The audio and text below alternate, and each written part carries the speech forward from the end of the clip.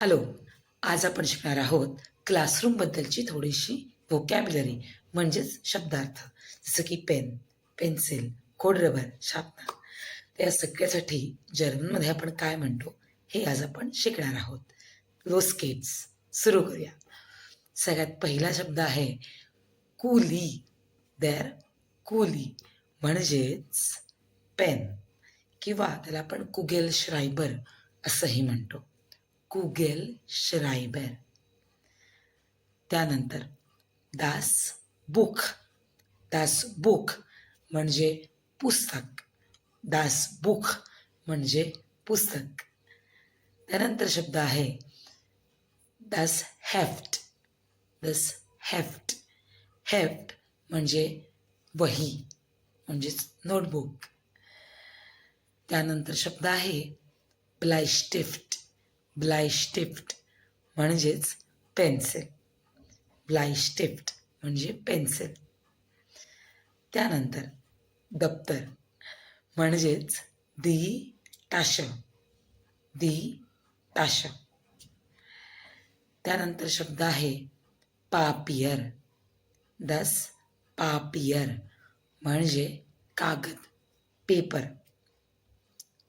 त्यानंतर शब्द आहे लांपे. दी लांपे म्हणजे दिवा, लॅम्प.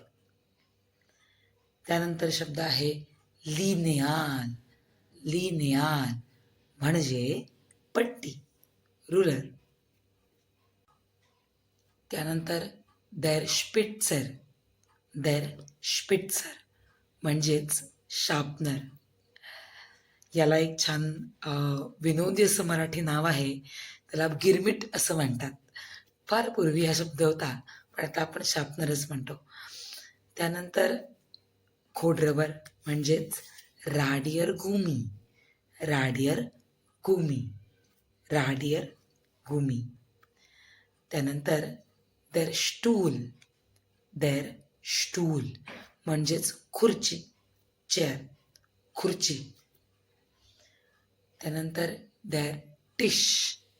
देर टिश म्हणजेच टेबल. देर टिश म्हणजे टेबल. ही होती क्लासरूम व्होकॅब्युलरी म्हणजे शब्दार्थ.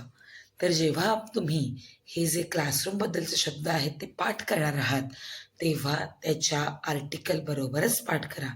नुसतं टिश म्हणजे टेबल पाठ करायचं नाही, तर देर टिश म्हणजे टेबल असंच आपल्याला पाठ करायचं आहे. ओके, चला आता उद्या भेटूया. चीर्स, बिस मॉर्गन.